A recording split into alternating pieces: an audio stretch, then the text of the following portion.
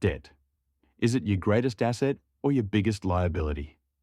For decades, financial gurus Robert Kiyosaki and Dave Ramsey have been at the forefront of this heated debate. Kiyosaki says, there's good debt and bad debt, while Ramsey counters, debt is dumb and cash is king. These opposing philosophies have shaped the financial lives of millions. But which one is right for you? In this video, we're diving deep into the battle of debt strategies, comparing Robert Kiyosaki's leverage-driven approach with Dave Ramsey's debt-free lifestyle. By the end, you'll have the tools to decide which philosophy works best for your financial goals. So, grab a coffee, settle in, and let's get started. Let's start by understanding their core beliefs about debt. Robert Kiyosaki, author of Rich Dad, Poor Dad, views debt as a tool, a way to build wealth if used strategically. He often says, rich people use debt to get richer. Kiyosaki believes in leveraging other people's money, or OPM, to invest in assets like real estate, which can generate cash flow and grow your wealth over time. On the other hand, Dave Ramsey, creator of the Baby Steps, preaches an entirely different message. Ramsey insists that debt, whether it's credit cards, car loans, or even mortgages, is the biggest obstacle to financial freedom. His mantra, if you live like no one else now, you can live like no one else later. He encourages paying off all debt and living a life free of financial bondage. Two experts, two wildly different paths. So, which one makes sense for your financial journey? Let's weigh the pros and cons of each approach. Kiyosaki's method shines when it comes to scalability. Imagine buying a rental property with a small down payment and a mortgage.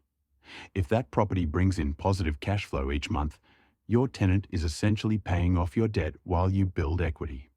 This is the essence of Kiyosaki's philosophy, using good debt to build wealth. But here's the catch. It requires a deep understanding of investments. A poorly chosen property or a downturn in the market can turn that good debt into a financial nightmare. Now, Ramsey's approach. His debt-free philosophy is all about peace of mind. Imagine the freedom of never worrying about monthly payments or interest rates again.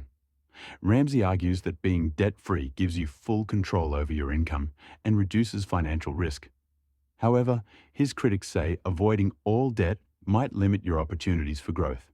For example, saving for years to buy a home outright could mean missing out on property appreciation, or worse, staying stuck in a cycle of renting. Now, let's dive into the philosophy behind their advice. Kiyosaki says, the rich use debt to buy assets, while the poor and middle class use debt to buy liabilities. For him, the key is understanding the difference between an asset, something that puts money in your pocket, and a liability, something that takes money out. Meanwhile, Ramsey argues, you can wander into debt, but you can't wander out. He believes debt is inherently risky because life is unpredictable.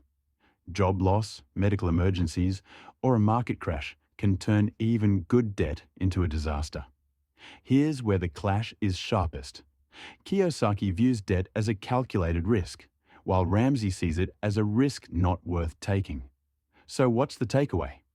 If you're disciplined, financially literate, and willing to take calculated risks, Kiyosaki's strategy could help you build wealth faster. But if you value simplicity, security, and freedom from financial stress, Ramsey's debt-free approach might be your ideal path. What do you think? Are you Team Kiyosaki or Team Ramsey? Let me know in the comments below.